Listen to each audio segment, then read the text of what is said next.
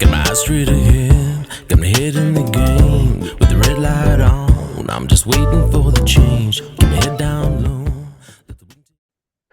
Hi, j-fallon, and thanks for listening. So, obviously, we had a very sad situation a couple of days ago in Victoria where two police officers been shot, killed.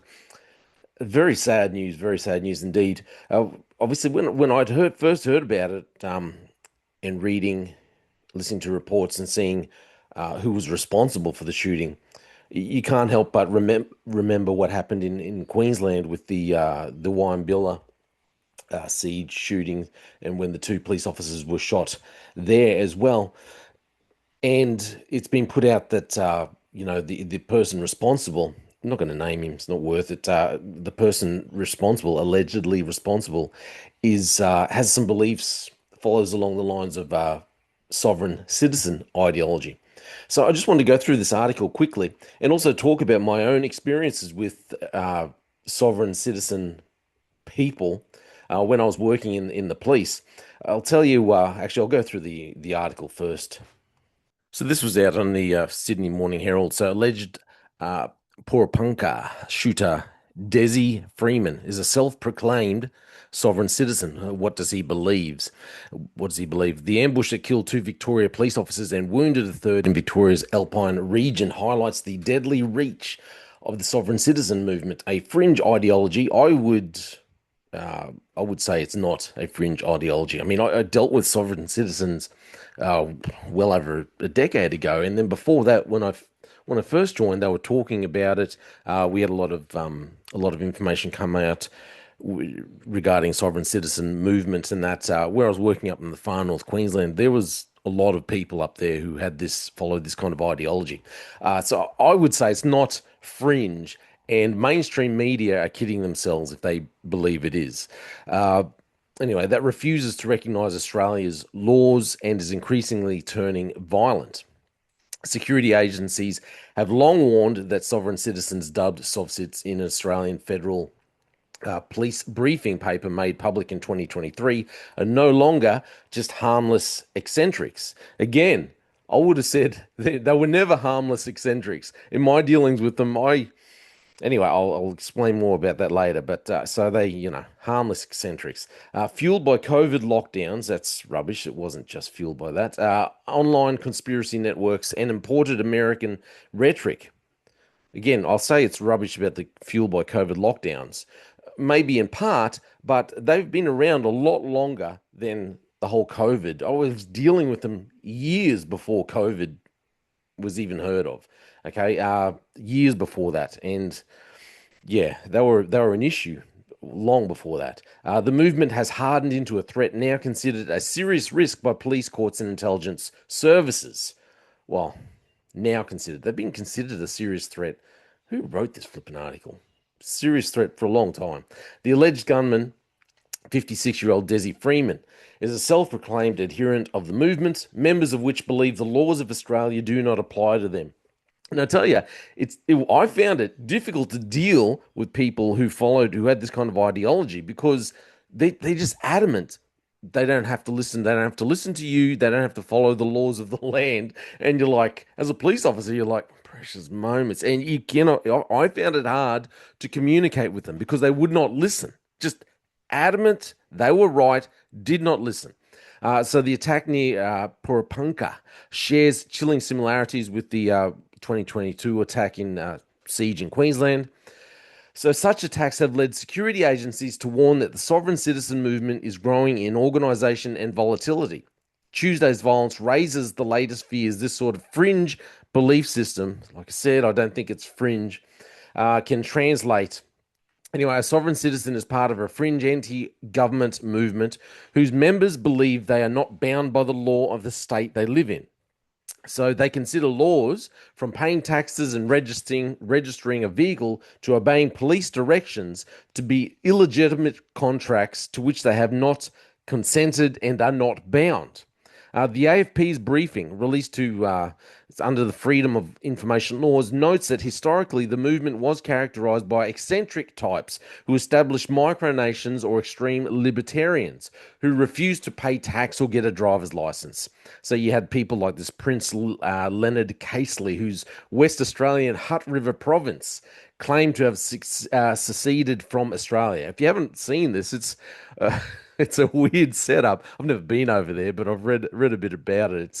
It's pretty wild what he's done. Since then, though, what was once considered a disconnected and mostly harmless fringe has grown into what security agencies view as an organized and potentially violent threat. So, at its core, the ideology is built on its adherents having a strong belief they are morally and legally correct. They are often confident they'll be vindicated once the government is deposed. The AFP briefing document says, according to the AFP, followers use idiosyncratic interpretations of principles, common law principles, human rights laws, and even the Magna Carta to delegitimize government authority and empower their movement. This leads to the belief that individuals can simply opt out of being governed. A common phrase used when confronted by law enforcement is, I don't consent. Yeah, that's true.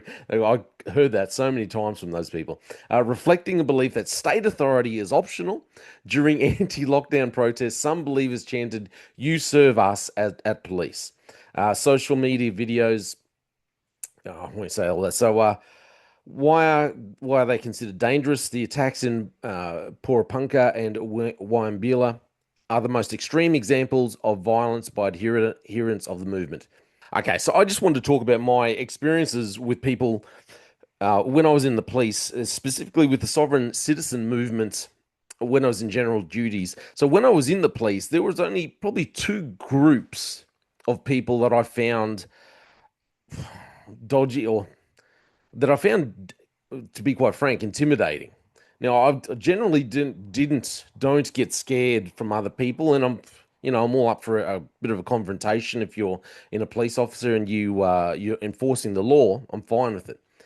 But what I found, maybe not intimidating, is not the best word, but I was always wary of two different groups the most. So the first one I'll tell you about is when I was in doing the surveillance work. So you do covert surveillance. I like surveillance. I like the covert work, the covert side of it. I was always about.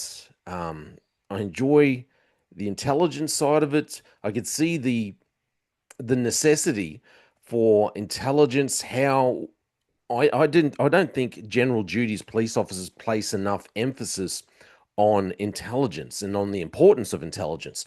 And when I was working in surveillance, you could see how important it was, how necessary it is to gather all the intelligence, read all the intelligence that you can, and have the best and biggest picture of whom you're dealing with. And I found that the most who I was most wary of when I was during surveillance was probably the uh, Islamic extremist. We dealt with a bit of like the terrorist kind of types of people because they have that ideology. They believe that they are right. They're following a kind of a quasi religious ideology. And so they think that they're following something. They've got a cause that they believe in. They're trying to achieve something, and they justify any kind of action. So, in my understanding of Islam, is that you're not supposed to partake in alcohol or drugs or this kind of thing.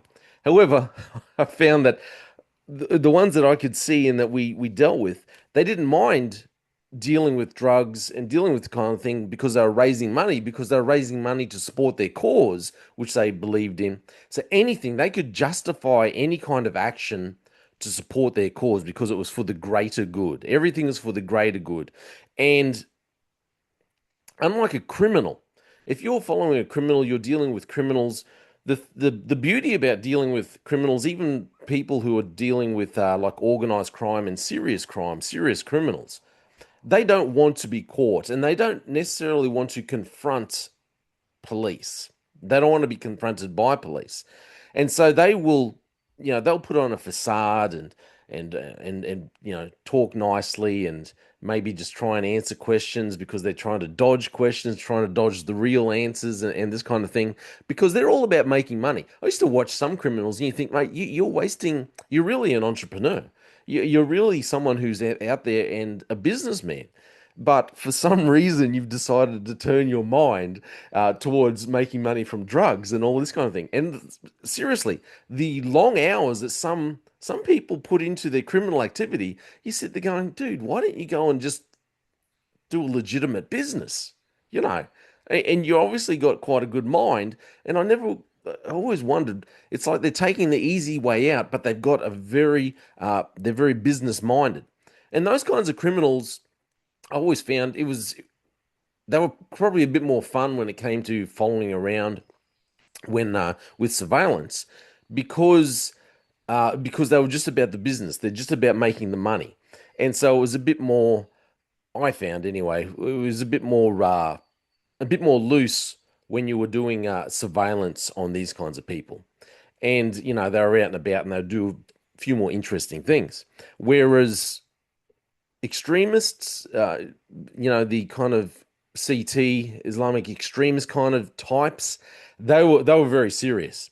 And there was always the threat of if they were confronted by police and they thought that police were following, they were confrontational. And they were about, because they had a different mindset. They're not about just making money. They're about succeeding in their ideology. They had a bigger picture, and they were trying to raise money, or they were trying to achieve things for a bigger picture, for the greater, what they view as the greater good and their ideology. So I found that you had to be a lot more wary of those types of people. And there were other things that came about during that work, which you think, wow, you really need to be aware and you need to have a good understanding of the people you're dealing with, and you understand just how important intelligence is. Now, when it came to, I only dealt with sovereign citizen people when I was in general duties in GDs there, but there was a lot of them up in the far north when I was working, and when I was doing, I did a few stints up in Wudjil area. And so Wujul's mainly it's an indigenous community, but then all on the outskirts, outside of the township, there's a lot of sovereign citizens, and they were hairy. Just things got hairy at times. You sit there going, so all that kind of area, Cape Tribulation, all the way up to Cooktown and beyond. I didn't work in Cooktown itself, or worked just outside in other communities. But you deal with the violence and stuff that would go on within communities, alcohol fueled violence and that, but you always knew what you were getting. And then people were always a bit wary of police and they didn't want to confront too much with police. And, you have your alcohol violence and all this kind of thing, drugs and this kind of thing. But you deal with sovereign citizens, mate, painful. And again, they've got their ideology, they've got their belief system. They look at it as if they are believing in the greater good. They are fighting for the greater good. They're arguing with you for the greater good. There's no way they're not getting a license, and they will argue black and blue why they don't need to get a license. They exactly like what that article said. They commonly break out in these interpretations of common law. They're quoting common law principles to you, quoting human rights laws, which I some of it I get and I understand. I can see how they've gotten there, but human rights laws, that they will go for all these different human rights laws, which I do have a problem with the way our government just overlooks human rights laws when it's not convenient for them. But then they'll always go back to the Magna Carta and all this, like the articles there, to delegitimize government authority and empower their movement. So, look, what I found the most concerning when I dealt with the sovereign citizen movement people was that they were so confrontational. Like I said, criminals avoid confrontation. They're all about making money. They're all about doing their other things, doing their dodgy little operations because they're trying to make money. They're trying to do other things. So they don't want to talk to police. They don't want to deal with the police. They'll put on a facade. They'll pretend to be nice, even though they might be dangerous. They'll still pretend to be nice because they're trying to get away. They're trying to do other things. when you come to dealing with the Islamic kind of terrorist kind of person, again, they tended to be, if they were confronted, they were going to push back. They could be very confrontational, and I found this with the sovereign citizen movement people. They were very confrontational. They had a belief. They thought they were working for the greater good. There was no way you were right as a police officer. You did not have any justification. Your grounding, your standing in the law did not matter. You were a part of a bigger system that they did not recognize, they did not want to recognize, and they would argue black and blue. And it wouldn't be just like, you'd pull up, there'd be a couple in the car, and the male would talk, and a lot of the time, if you're talking to criminals and that, the other person wouldn't really say a lot, or they'd be kind of a bit more demure. However, I'd always find male and female, mate, she was always just as confrontational as he was. And she would always, want to get out of the car, want to argue, want to give you paraphernalia, want to lecture you on the law and how you're not right, and how the Magna Carta always came back to the Magna Carta every time I think. But you could see that these people were, in my mind, were dangerous. They were so confrontational. They believed they had their ideology, and there is no way you, as an officer of the law, as a police officer, and they love to talk about the minutiae of language. Oh well, you're a police officer. What does an officer mean? What does an officer of the law mean? And they'd be going back into all this language, old school language, and you sit there going, dude, do you really have to?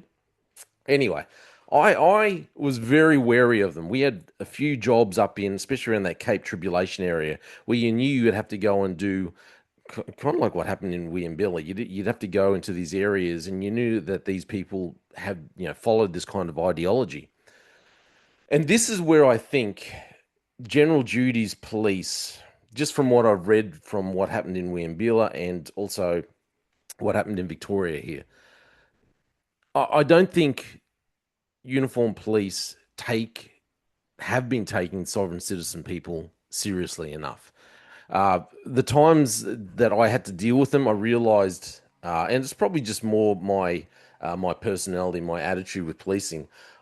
I would generally sit back and monitor and watch people and try and assess, get a good reading on the baseline of the situation, and assess how they're moving, what they're doing, what the attitude was, and I would go off that.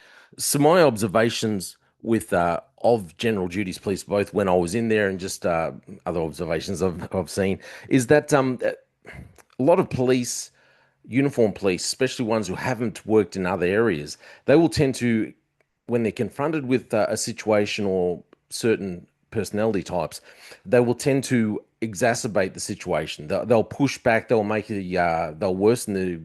worsen the situation and cause it to intensify because they've got the uniform on. They haven't maybe had enough experience. They just keep pushing back. Well, I'm the police officer. I need to go in. A lot of the time, in my opinion, is general duties police need to pull back and gather more information, gather more intel. Intel, especially when dealing with the sovereign citizen movement, intelligence is of the utmost importance. We saw in the Wyambella, from what I've read in the Wyambella situation, siege, it was the intelligence or lack of sharing intelligence that really let those police down. First off, it was the lack of intelligence. Secondly, sending very inexperienced police officers into a situation like that. I think that was a failing of police. I think it was a failing of the hierarchy. Rather than those two officers failing, the leadership around them really failed them. And because intelligence was there, but it wasn't passed on in a timely manner, and people get very blasé when they're back in uniform. People get very blasé about the way they handle things. Oh, it's just another job. It's just another this. But if police are going to be dealing more with with the sovereign citizen movement, you need to gather intelligence. You need to know exactly who you're dealing with and take intelligence seriously and don't be blasé. This is what you're going to have to deal with. So, this is what you're going to have to do. I don't believe that a lot of general duties or uniform police place enough emphasis on intel, and then and the hierarchy need to be held more accountable for passing it on in a timely fashion, in a timely manner, and disseminating it properly amongst the troops. So, look, some of the things in that report, yeah, I agree with, but I don't think it's as fringe as what they believe, unfortunately.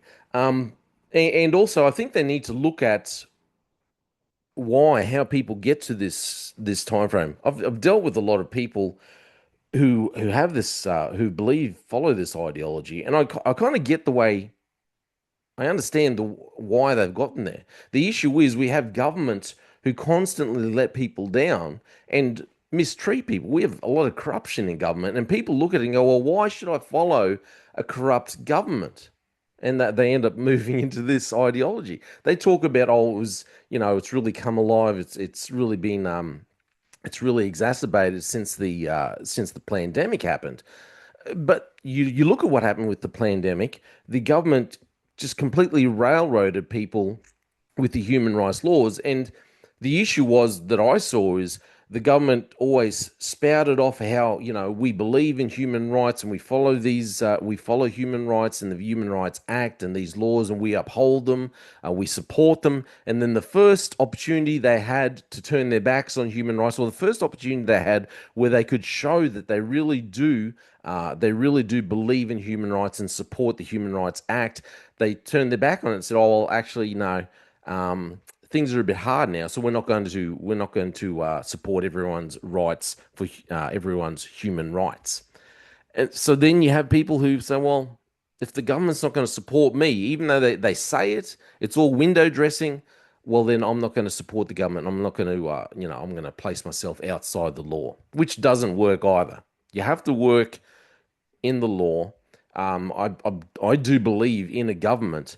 I just don't think we have very good government, and I think we've got a lot of corruption, far too much corruption in our government. We have very self-serving people working in our governments, and way too much bureaucracy. But I believe in government. I think government is a good thing. I believe government of Western society has really helped us. I believe it's biblical, and secondly, I believe it's helped us get really, it's led us to where we are now, living in a really good society. I just believe that we have far too much corruption, and some of the people in there are in there for selfish desires, selfish motivations, and they're not really there to serve the people. I just believe government is there to serve people, serve the citizens, and help make the community as a whole a better place to live, and a better place for our children to enjoy.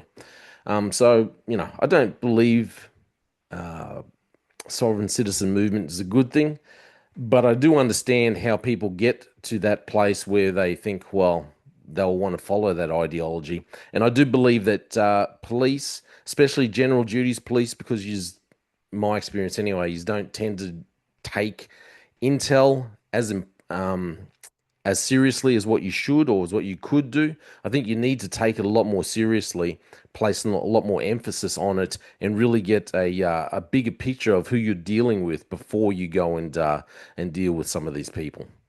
That's just all my opinion. It's very sad, very obviously very sad what's happened in Victoria. It's disgusting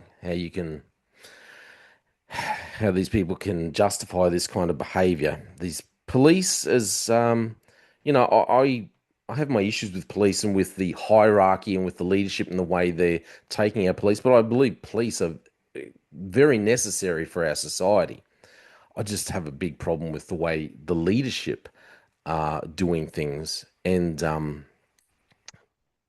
in my mind, it's not very good leadership at all. I believe that a lot of the problems that our police institutions have had across our nation is because of the poor leadership or the lacking of leadership that we've had in the hierarchy.